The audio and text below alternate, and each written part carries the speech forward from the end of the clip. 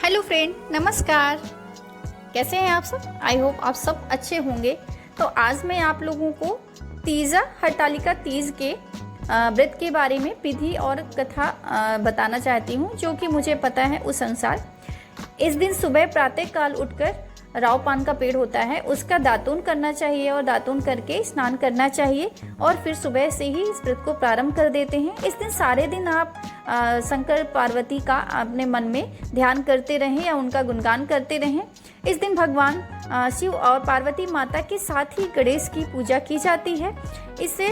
इसमें बालू, रेत या मिट्टी से प्रतिमा बनाकर पूजा करते हैं। पूजा के स्थान पर सजावट करते हैं, चौकी रखते हैं, इस पर केले के पत्ते बिछाते हैं और उस पर प्रतिमा स्थापित करते हैं। ज़रूरी नहीं कि यह प्रतिमा आप बनाएं, आप बाजार से भी ला सकते हैं, क्योंकि आजकल तो वैसे भी बाजार में सब कुछ उपलब्ध होता है।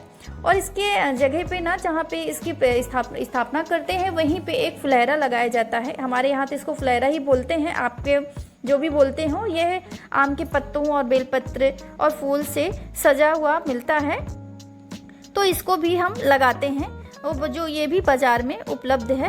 और फिर इसमें यह भी है कि कलश बनाएं, चौक बनाएं और दूर्बा, फल, मिठाइयाँ, बेलपत्र, समी पत्र, इन सब चीज़ों का एकत्र करके पूजा करें। तो सर्वप्रथम आप गणेश जी को स्नान कराएं और दूर्बा चढ़ाएं। इसके उपरांत आप शंकर जी को अभिषेक करें और उनको फूल, बेलपत्र और समी पत्र अर्पित करें। उनको चंदन और चावल समर्पित करें।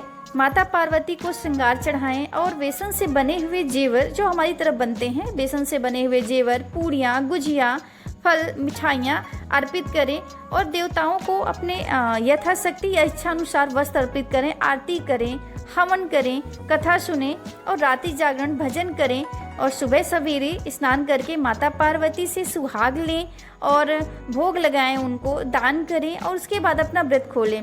और व्रत खोलने की मान्यता है कि सर्वप्रथम इसमें खीरा खाना चाहिए, तो जैसे जिसकी तरफ होता है वैसा करना चाहिए। और इसकी कथा इस प्रकार से है।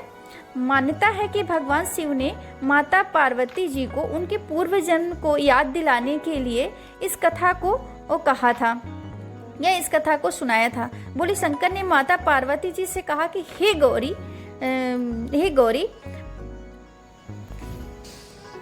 भोले शंकर ने माता पार्वती जी से कहा कि हे गौरी, पर्वतराज हिमालय पर स्थित गंगा तट पर तुमने अपनी बाल्यावस्था में 12 वर्षों तक अधोमुख होकर घोर तप किया था। इतनी अवधि तुमने अन्न ना खाकर पेड़ों के सूखे पत्ते चबाकर व्यतीत किए। माँ की विकराल शीतलता में तुमने निरंतर जल में प्रवेश करके तप किया। बैसाख की जला देने वाली गर्मी में तुमने पंचाग्नि से शरीर को तपाया।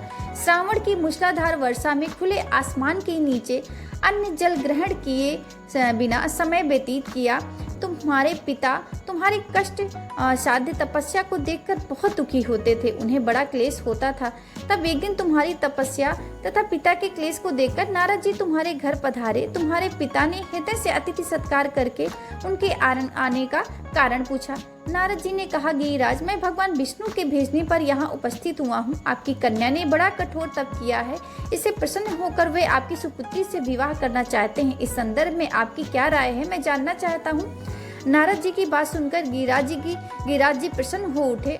उनके तो जैसे सारे क्लेश ही दूर हो गए। प्रसन्नचित्त होकर वे बोले, श्रीमान, यदि स्वयं विष्णु मेरी कन्या का वर्ण करना चाहते हैं तो भला मुझे क्या आपत्ति हो सकती है? वे तो साक्षात ब्रह्मा हैं। हे महर्षि, यह तो हर पिता की इच्छा होती है कि उसकी पुत्री सुख संपदा से युक्त पति के घर लक्ष्मी बने। पिता की सार्थकता इसी में है कि पति के घर जाकर उसकी पुत्री पिता के घर से अधिक सुखी रहे। तुम्हारे पिता की स्वीकृति पाकर नारद जी विष्णु के पास गए और उनसे तुम्हारे ब्याह के निश्चित होने का समाचार सुनाया। मगर इस विवाह संबंध की बात जब तुम्हारे कान में पड़ी तो तुम्हारे दुख का ठिकाना न रहा। तुम्हारी एक सखी ने तुम्हारी इस मानसिक दशा को समझ लिया और उसने तुमसे उस विचित्रता का कारण जानना चाहा। तब तुमने बताया, मैंने सच्चे हृदय से भगवान शिव शंकर का वर्ण किया है, किंतु मेरे पिता ने मेरा विवाह विष्णु जी से निश्चित कर दिया। मैं विचित्र धर्म संकट में हूँ, अब क्या करूँ? प्राण छोड़ देने के अतिरिक्त अब मेरे कोई भी उपाय शेष नहीं बचा। तुम्हारी सखी बड़ी समझदार और सूझबूझ वाली थी।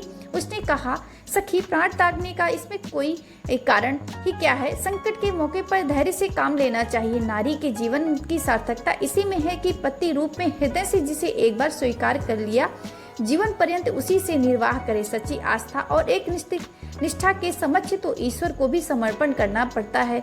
मैं तुम्हें घनघोर जंगल में ले चलती हूँ, जो साधना स्थली भी हो, और जहाँ तुम्हारे पिता तुम्हें खोज भी ना पाए, वहाँ तुम साधना में लीन हो जाना। मुझे विश्वास है कि ईश्वर अवश्य ही तुम्हारी सहायता करेंगे। तुमने ऐसा ही किया। तुम्हारे पिता तुम्हें घर पर न पाकर बड़े दुखी तथा चिंतित हुए। वे सोचने लगे कि तुम जाने कहाँ चली गई। मैं विष्णु जी से उसका विवाह करने का प्रण कर चुका हूँ। यदि भगवान विष्णु बारात लेकर आ गए और कन्या घर पर ना हुई तो बड़ा अपमान होगा। मैं तो कहीं मुंह दिखाने के योग्य भी नहीं रहूंगा। यही सब सोचकर गिरिराज ने जोर शोर से तुम्हारी खोज शुरू करवा दी।